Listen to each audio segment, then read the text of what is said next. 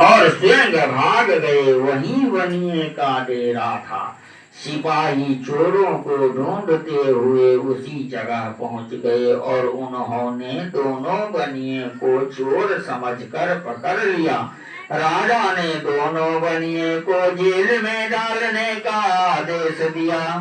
साथ ही उनका धन कोष में जमा करा दिया। श्री सत्यनारायण भगवान के कोप से लीलावती और कलावती भी बड़े दुख से दिन काट रही थी। एक दिन कलावती भूख प्यास से व्याकुल हो एक मंदिर में चली गई। वहाँ श्री सत्यनारायण भगवान की कथा हो रही थी। वहाँ बैठकर उसने कथा सुनी और प्रसाद लेकर रात होने पर घर पहुंची।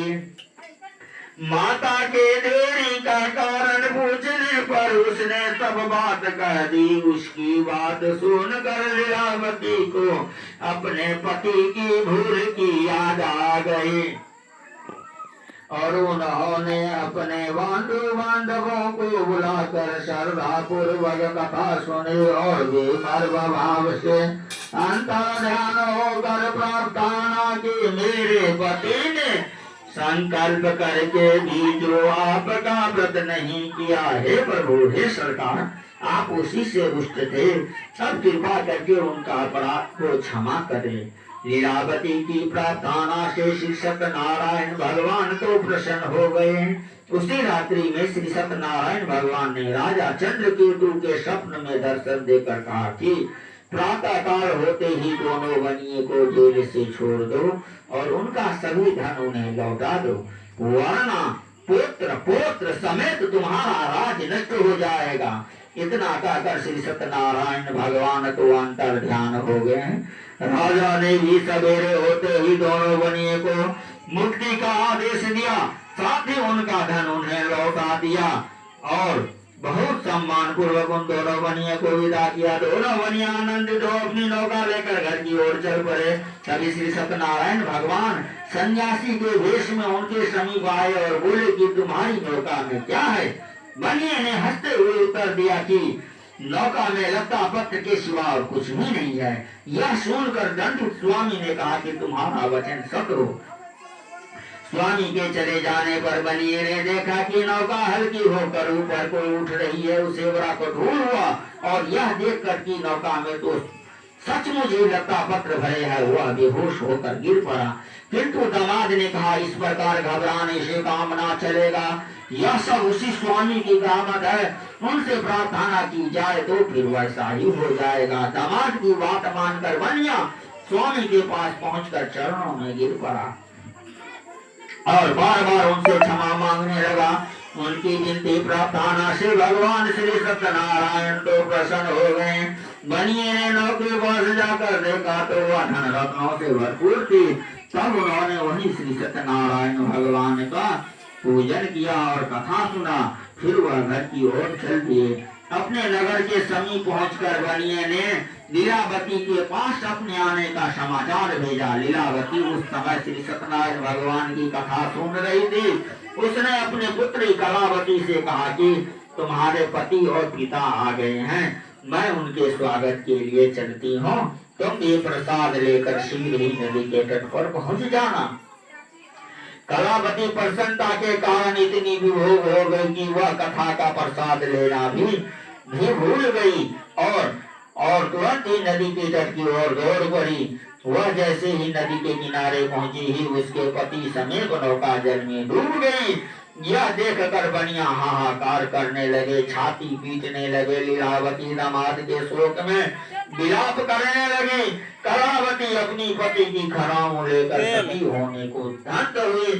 तभी आकाशवाणी हुई, हे बनिया, तेरा कन्या श्री सत्यनारायण भगवान का प्रसाद का निरस्कार करके पति से मिलने के लिए आतुर हो दौड़ी आई है।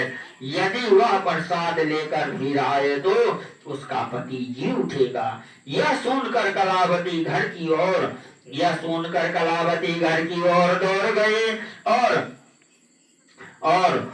दौड़ गई और वह श्री सत्यनारायण भगवान का प्रसाद लेके नदी के किनारे आई तो क्या देखती है कि उसके पति समीप नौका जल में तैर रही है।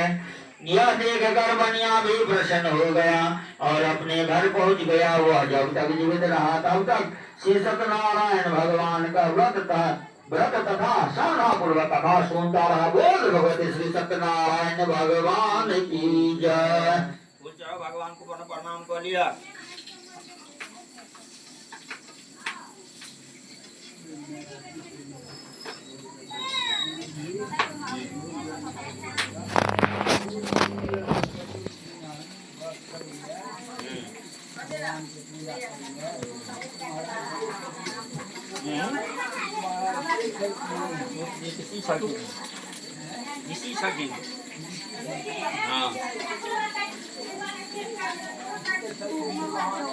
महात्मा थकी ना, महाने पुरुष थकी ना। सूत जी यहाँ का मन का चलो जो नारद जी संग यहाँ का बहस करती। सबके पिता तो सबके हेबे करते, माता पिता हेबे करते। हमने आगे में गीता में कोई चीज खाना बिना हम आग में के तो रामायण वाला बात नहीं के भगवान की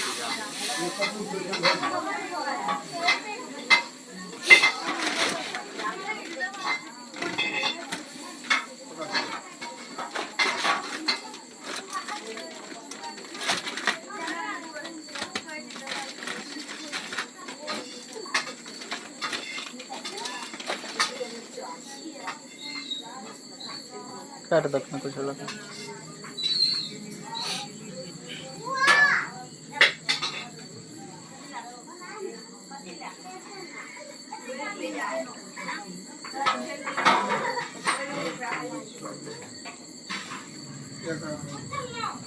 खीर हाकी बोले हमरा में बने बैठे में जो प्लास्टिक के कहां अर्गा में जल लिया प्लस तोड़े प्लस हम जल मिलेगा उनका चीनी मिलेगा सदा जी मिला के चीनी मंगवा ले लिया अर्गा में जल चीनी दियो अर्गा में जल उमेश भैया कहियो एक कर्पूर दीपे भगवते श्री सत्यनारायण स्ववाहन स्वपरिवार जो नमः। हल्ला करी ना, कहियो एक हल्ला करी ना उमेश भैया। दीपे कुल देवता जो नमः। चलो आरती बैठा कर्पूर गौरम करुणावतारम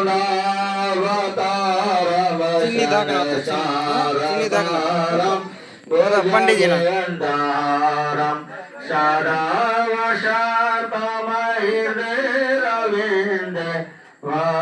भवानी शतं नमामि।